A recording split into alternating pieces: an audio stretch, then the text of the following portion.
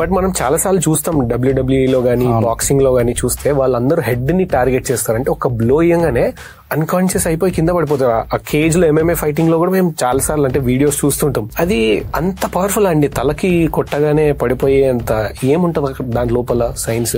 మేము కొడితే ఎవరన్నా అవతల వాళ్ళు అట్లా మేము కొట్టగలం common people without any fighting skills. తల అనేది ఏంటి అంటే మన తల అనేది బాగా సెన్సిటివ్ పార్ట్ అండి. ఇది మార్షల్ ఆర్ట్స్ నేర్చుకున్న వాళ్ళే కొట్టతే అవుతుంది, నేర్చుకున్న వాళ్ళు కొడితే అవ్వదు అనేది ఏం లేదు. ఎందుకు అంటే ఫోర్స్ అనేది ఇప్పుడు లైట్ ఫోర్స్ కూడా ఏంటంటే మనకి కళ్ళు తిరిగేటట్టు చేస్తుంది. జస్ట్ ఊరికే మనం కింద పడి ఊరికే అలా తల ఏమన్నా గోడకు తగిలిన చేసినా కూడా మనకు తల తిరుగుతున్నట్టు ఉంటుంది. ఇదేంటంటే మన బాడీలో ఉన్న సెన్సిటివ్ పార్ట్ ఈస్ బ్రెయిన్. ఏమవుతుంది అంటే ఒకసారికి వైబ్రేషన్ అనేది ఫోర్స్ అనేది తగిలినప్పుడు ఏమవుతుందంటే బ్రెయిన్ మొత్తం ఏంటంటే లిక్విడ్ తో ఉంటది కాబట్టి మొత్తం షేక్ అయిపోతుంది. షేక్ అయినప్పుడు ఏంటంటే నర్వస్ సిస్టమ్, బ్లడ్ సర్క్యులేషన్ అన్ని దెబ్బతింటాయి. ఒక ప్రొఫెషనల్ స్పోర్ట్ లో బాక్సింగ్ అనేది హైలీ ట్రైన్డ్ బాక్సింగ్ లో ఎన్నో రౌండ్స్ అయ్యి కొట్టి ఒక్క బ్లో లాస్ట్ లో తగిలితే పడిపోతారు. సో ఏంటి అంటే బాడీ కూడా ఏంటంటే ఆ ఫోర్స్ ని ఆ ఒక్క బలాన్ని తీసుకునే గుణం బాడీకి కూడా ఉంటది.